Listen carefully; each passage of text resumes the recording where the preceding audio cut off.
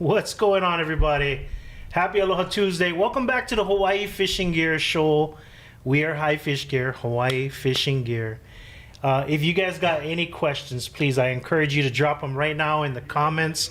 While we're live, we're going to take your live questions. It's been a little while. I've been kind of busy. While we wait for the room to fill up, we are now live on Facebook, YouTube, and Instagram. We got some brand new products on High Fish Gear. It's not all fancy, brand new ulua poles. It's the little stuff that matters. We just got in Rapala bait knives. I got to be very careful because they are very sharp. We got in two style of Rapala bait knives. Nice little, I think that's a ceramic blade, brah. Nice little ceramic blade. Not going to rust if it's ceramic. Available on the front page of the website, highfishgear.com. Nice little add-on if you're trying to get to that free shipping, if you know what I mean. We got a nice little Rapala fillet knife now available. Both budget-friendly knives available on the front page of the website. And if you guys haven't been familiar with High Fish Gear, Hawaii Fishing Gear, we pride ourselves in being one of the stores that focuses on locally made products. Yeah, we got all the regular stuff. We got the Shimano, we got the Penn, we got the Daiwa, we got all that stuff, but we got a lot of locally made products. And this is a brand new product from one of our local vendors. This is, it's been kind of hard to find those budget-friendly, cheap China-made ones. So, Brada put us together a relatively inexpensive, locally made rock spike. This is mild steel. When I say mild steel, it doesn't mean that it's galvanized. It doesn't mean that it's like super dirt cheap. It just means that of the grade of steel, it's not stainless, it's mild. It's spray painted.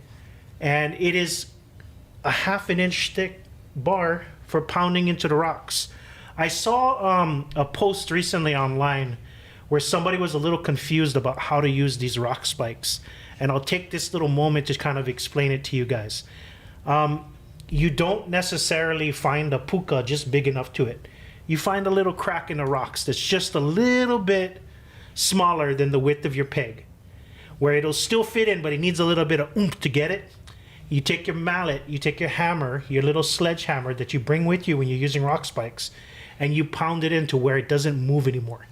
If your rock spike is swinging back and forth, it's probably not a good spot for it. You want to find someplace where it firmly wedges in it. Sometimes you got to look around. They're not all going to be right on the edge of the water. You just got to look around and try to find a good spot for it. If you're lucky, you'll be fishing someplace where there's a puka just big enough where it fits in right and it doesn't roll around. But these are $24.99 on highfishgear.com. These are made here in Hawaii, locally made rock spikes for the way that we fish. All right.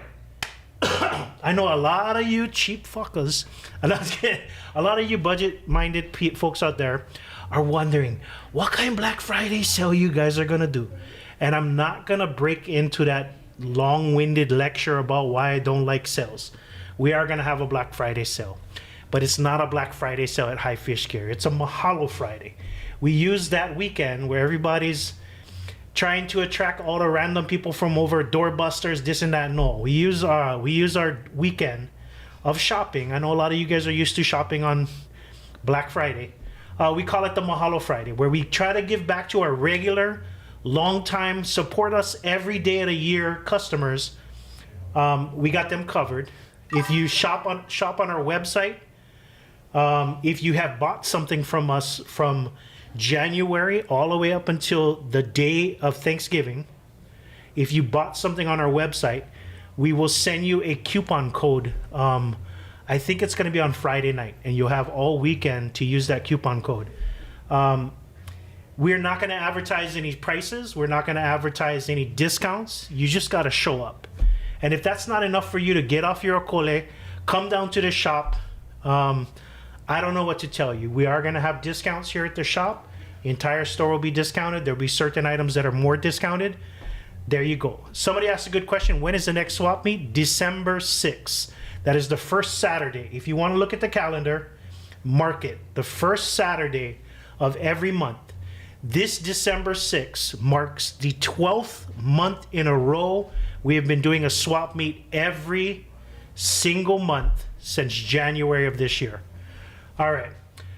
Bill, do you carry the butt caps that you can change out the bottom half for the Penn Battalion spinners. We do. If you look, it's 26 millimeter. 26 millimeter is the one for the Penn Battalion rods, okay? I think we do have them in stock just on our website. What's up, Max, on YouTube? Anson, how you doing, brother? Anson, no, the Mahalo Friday schedule is not filled. If you're a regular here at the shop, make sure you stop by between now and Thanksgiving and ask the guy behind the counter for the sign-up sheet. If you know, you know. And if you don't know, maybe eventually you'll figure it out. Ace Cable, what's up, brother? Hey, I'm glad he just got the new Infinity rod. The production model is out and available on our website. Infinity rods here in Ewa Beach, made in Ewa Beach, wrapped in Ewa Beach, made in the USA. It's a 10-foot 6-inch.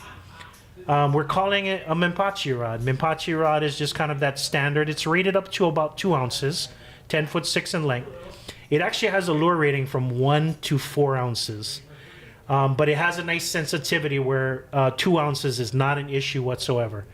But hey, if you guys got questions about fishing, I encourage you to drop them in the comments right now. I'm going to scroll up on Instagram and see if there's any questions I can help out.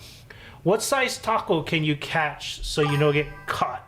Okay, ST56510. I'm saying your name out loud because just in case DLNR is watching, that's the guy right there. Your taco, when you go out and catch your taco, it has to be 1 pound. If you're not sure what a 1 pound taco looks like, or if you're not sure if that taco is 1 pound before you bite the head, don't do it. Let it go. If you're unsure, just let it go. Might as well, there's a reason why those regulations are there. It's not just to give you a hassle. It's because the taco is too young and you're killing spawners, okay? If you're not sure what a 1 pound taco looks like, catch a 4 pounder. You know you got a good idea. I don't know if that helps you out, ST. If you need a little bit more input on what a 1 pound taco looks like, send me a DM on Instagram. I'll maybe have some of my taco hammers send me a picture of a 1 pound or 2 pound taco. Please feel free to DM me if you have a picture of a 1+ pound taco. That's the regulations. If you guys aren't sure, just Google Hawaii fishing regulations. It's the first website that pops up. DAR. If you're watching me, you're on the internet, so you got access to the internet. Go refresh yourself. They change it almost every year. All right. Next swap meet is December 6th, Saturday, 10 a.m. to, what's it called? BM Fabrication says it's a 5/8 inch. So it's bigger than a 1/2 inch. 5/8 inch. Thank you very much, BM. I know who you are. Let's see what questions we got. When is the next swap meet? Got you covered already. Somebody said, okay. Okay. That's a good big bubble rod. Max, it is made to be a big bubble rod, but you can use it for throwing lures. Let's see, got some more questions. What pound leader for a 40-gram jig? If I was throwing a 40-gram jig, which is going to be about 1.5 ounces, I would probably use 20-pound test fluorocarbon, me personally. But there you go. I got my lure stuck with 65-pound test braid. What's the best way to break the line? Elijah, usually when you have 65-pound test braid and you're casting it on shore, you want to have some form of like maybe a lighter leader or something like that. But if I was stuck and I had 65-pound test braid, number one, I would probably put my stick somewhere, my pole somewhere where I'm not going to break it. And I would work my way down the line, and I would take a stick like this, and I would wrap the line around and get it as tight as I can to where it's stuck. Using the stick, which is a sacrificial stick or maybe even a rock spike, or you got something, wrap the line around coming from the ocean, and you snap it this way. You don't want to be busting your pole on 65-pound test. Wrap it around a stick, walk it backwards, and snap the line that way. That is the answer to that question right there. Okay. Oh, and Max just said that. Yep. Wooden stick or your thing. Aloha, no. Aloha on YouTube, no. Probably not. Okay. Let's see what other questions. I think I saw something come up. If they legs no get eaten, it works for me. Most of the time it's about a pound per foot. Okay, what's a good bait cast rig? I'm running 50-pound mono for my reel. So we have kind of, I consulted this a while back. The leader should be usually a little stronger than your main line. So if you're rocking 50-pound test main line, you want to go 60, 80, or 100-pound test leader. Your lead line should be half to 2/3. So you're looking at 25 to 40-pound test. 25 to 40-pound test for your lead line. Okay. Let's see. Let me turn on the volume over here because you guys keep hearing notifications on YouTube. Bought a heavy nitro and a Kuma Hawaiian custom medium heavy. You know what? I apologize, Beta. I don't really have a opinion on that rod. Maybe this isn't the right place to ask that because we don't carry that brand. Okay, I have a Penn Fierce 3 4K. 4K, good. With a 10'7" Hawaiian custom Okuma Mipachi rod. And I'm thinking about buying a better whipping reel for it. Christmas, what should I get? There's a lot of reels that you can upgrade from the Penn Fierce 3. I would probably go something lighter and a little more precise. I tell you what, the perfect match for that rod is going to be the Shimano Stratic 5K. If you don't want to go straight to the 5K, which is like $265 now, you can probably get by with something like a Shimano Sedona 5K would probably work. Be a lot lighter, probably have a better line lay than the Penn Fierce 3. I think that's pretty much shoot for either one. Okay, what size reel and line setup for the Major Craft 962 STY would be a good pair? The STY, what's the lure rating on that one, Anson? I'm not sure. Okay. Let's see. Are you guys still going to make the museum display? Yeah, we still have it. I paid for a good chunk of it.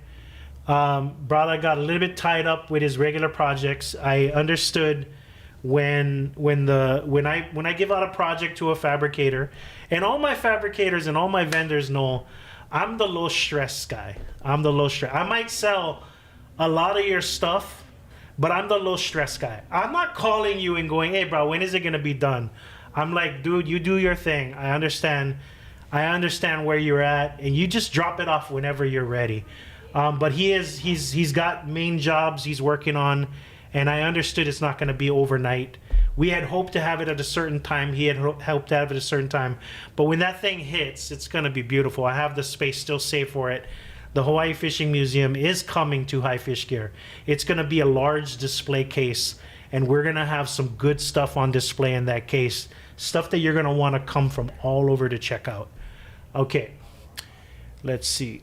20 gram. If it's rated up to 20 gram, that's a 3/4 ounce rod. You probably want to stick with something 4K or below. I wouldn't blow your 5K. Anson, I know that you have 5K reels, so you might as well just use the 5K. But if you want to match something up a little bit nicer, you can either go with a 3K or a 4K Shimano with that reel. Okay. Okay, I have a Major Craft Giant Killing 8-foot, and I don't have a reel for it. What should I get? Coupon, the Giant Killing 8-foot, the Giant Killing rods are usually stronger, heavier lure rods for the boat and things like that. I would minimum on, I'm not sure exactly what action you have on it, which model, but if you want to send me a DM with the actual model number, I can give you a pinpointed recommendation for what reel. But I would say off the top of my head for that rod, which is a Major Craft, it's a boat rod specifically, 8-foot, probably going to be a minimum 6K Penn saltwater reel. So you're talking Spheros, you're talking Saragossa. If it's the one that's really bit on the heavier side, you may want to bump it up to a 10K. All right, an 8K or a 10K. Let's see what other questions we got on Instagram. Thank you guys for all the questions coming in really nicely. 2 to 20 grams. What an odd lure rating. Okay, 3K Shimano. Yeah, see, Max says 3K Shimano. Hey guys, I apologize for the last couple weeks. I haven't been making these videos as often as I want to. You know, I've been hustling auctions and things like that, trying to get it more back into a rhythm. We've been working pretty religiously on hammer bombs. trying a whole lot of experimentation, making new designs and things like that, and experiencing, unfortunately, quite a bit of failures. But that's just part of the game, man. Just part of the game. And you know, with every failure, you learn a little bit of something, and you apply it to the next time. I would say this time 1 month ago, it took me probably about 5-6 hours to bang out one mold. But I've been doing it so often, now it's like 1 hour, 2 hours. So I got it down, and I got my head wrapped around the design of some cool hammer bombs. Okay, wasn't the Stratic like around 150 last year? No, Stratic last year, this time, was about 220. Guys, it is what it is, man. The tariffs have hit our fishing industry quite hard. Let me just tell you guys, like, just one quick notation. The idea behind tariffs is to give local or mainland manufacturers a leg up. So the idea is, hey, it's too expensive to make here with American labor, so we're just going to ship it overseas and have it made overseas. But by issuing tariffs, it brings the price of the overseas stuff up. So it gives us more of a base, like, hey, it might not be worth making it if I can't get $200 for a reel. Now those cheap reels are $200. Now you can get back to employing American workers and manufacturing things here in the U.S. That's the idea. But, you know, it didn't go off without some hiccups where, you know, we're so used to a certain price that, you know, now everything's quite a bit more expensive. And it doesn't seem like the companies that raised their prices when the tariffs were outrageous have brought them back down to normal. So I think we're kind of stuck with these prices, bro. It just kind of is what it is. Okay, would it be possible to bring back the high fish gear rig binder? Absolutely. They probably won't be coming till spring of next year, but stay tuned. I ordered extra, and they still sold out quick. So next spring, they'll probably be back in, brother. Are there any leader grabbers for slides? Leader grabbers for slides. Like, so if you cast out and you want to retrieve your slide, I think most of the time you just bust your lead and bring your slide back up. A lot of times there's not really a lot of good ways to pull that up. There's this thing called the keyhole gaff. You might be able to look it up online and find some information on it, but I've seen them, and they're not easy to use. And for me, it just seems like a lot of fumbling around the rocks, in my personal opinion. I don't think I'd probably use something slide down the line unless it's a gaff to secure a fish. Other than that, a lot of times when you slide it down, the only time you're getting it back is when you're bringing up a fish, or if you're busting lead at the end of the day. Okay. On the auction, what site do you get the least lag? I was losing bad on Saturday. Max, you know what? It's kind of a toss-up, but in usually the YouTube membership is the one where you do get I see those bids a lot quicker. There's some guys that will go back and forth depending on it, but the truth is, man, you just gotta go a little bit heavier olos there, Max. To be honest. Okay. Let's see. Say you have two fish hooked up from a pier. Man, leader grabbers. That's kind of a tricky one. A lot of times when somebody has two fish on a slide, they basically just bring them up together. When you have a certain point, those two leaders are going to wind up bunched up next to each other, and usually wind up just catching two fish dangling. Yeah, 6-7, boys. All right, let's see. Sorry if it counts as talking about spots, but is there any good places to practice kayaking? Okay, practice kayaking. I would say, let me just go. Okay, I think Sand Island near the boat ramp, there is some good spots where very shallow, and that's probably the place that I recommend the most. Sand Island, where you can pull your truck up, drag your kayak close to the sandy spot where a lot of the canoes launch. You know, try to stay out of the boating lanes, but just that's a great place to kind of learn to kayak. And I recommend this for anybody who's interested in getting into kayak fishing, is you got to learn to kayak before you learn to kayak fish. I recommend taking your kayak out, going someplace where you can maybe still touch the bottom, huli yourself in your kayak, swim back up and get yourself back into the kayak. Practice flipping your kayak. And it's something that's very essential, because the thing is, you don't want to find yourself in a situation where you're unprepared. You haven't done it in the past. You flipped the kayak without having to touch the bottom. You've done it in open water. You've reached over and you pulled it over and got it right. You've bailed out water and jumped back in. If you can't do it in 8 feet of water, what are you going to do when you're in 120 to 200 feet of water and the waves is crashing over your head? So definitely learn to kayak before you learn to kayak fish. But Sand Island would probably be the best spot for that. Okay. What's up, Ken? And Max, don't even say Lake Wilson. You're going to catch rash over there. Okay. Make a little larger bid. Yeah, there you go. Okay, Kaimana Candy.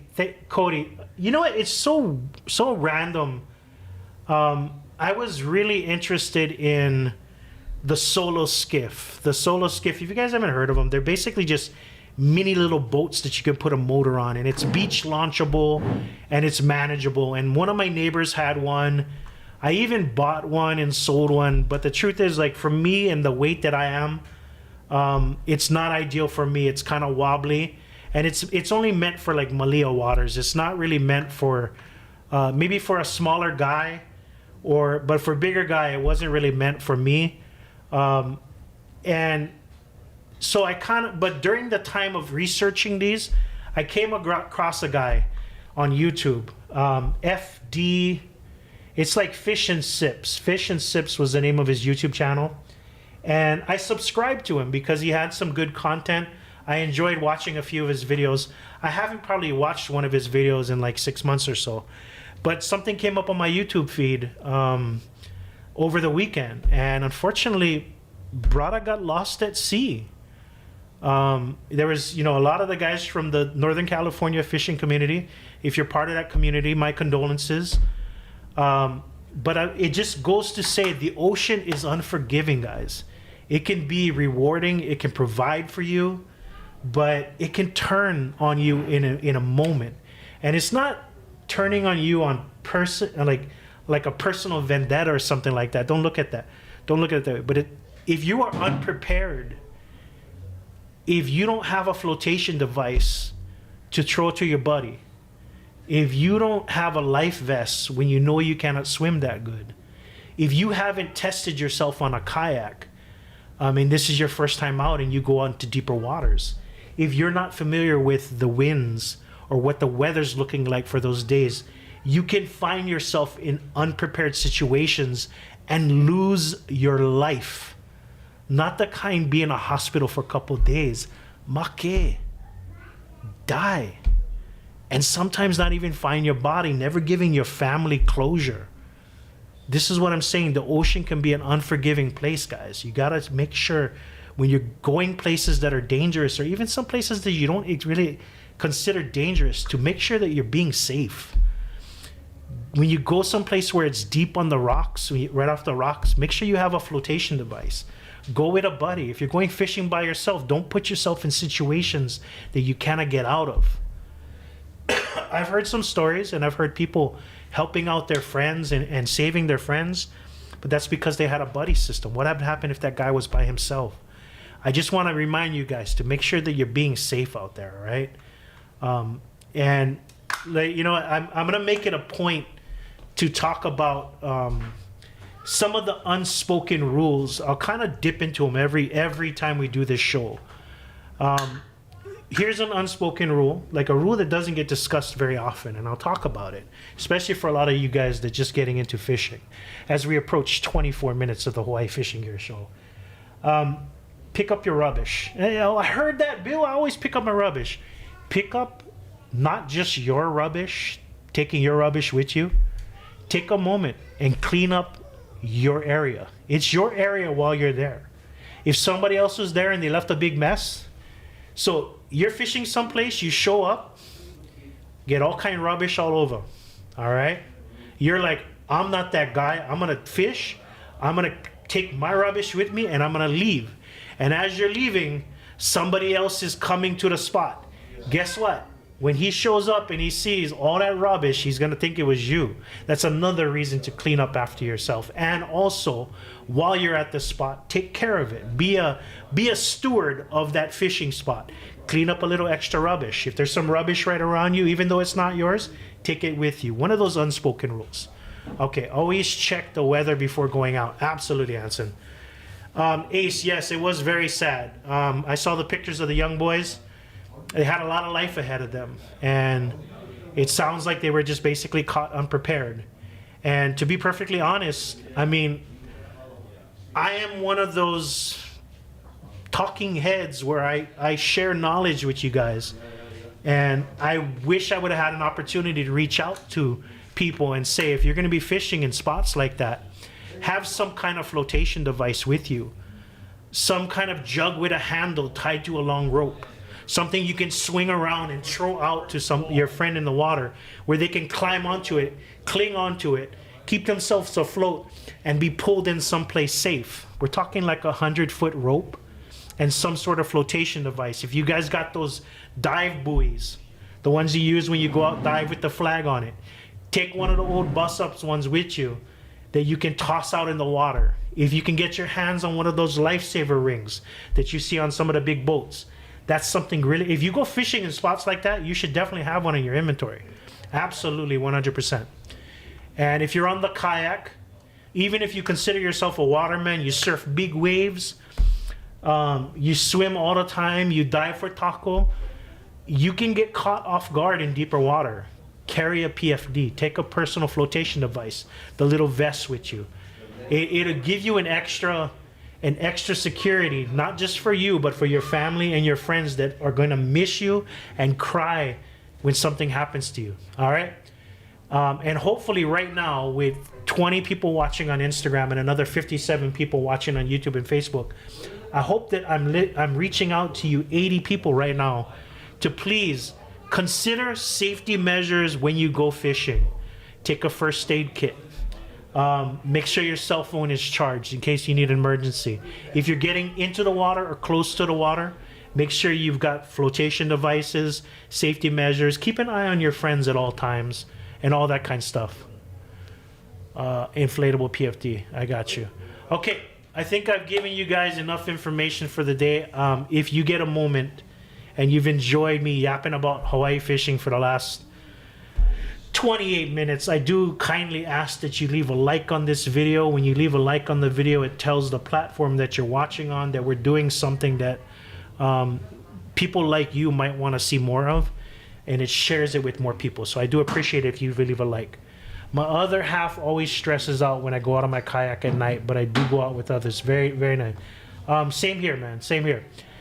When I was married but did not have kids, I was a little more reckless, a little bit more, not reckless, but I was more inclined to do dangerous life kind of endangering things.